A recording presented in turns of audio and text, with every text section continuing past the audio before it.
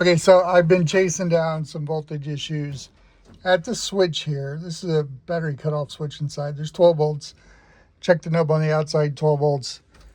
When we turn the car on, we're only showing not even 10 volts. And a lot of these, like you can see, there's clearly some electrical issues going on here. So I decided to pull the panel back and see what's up, and my gosh.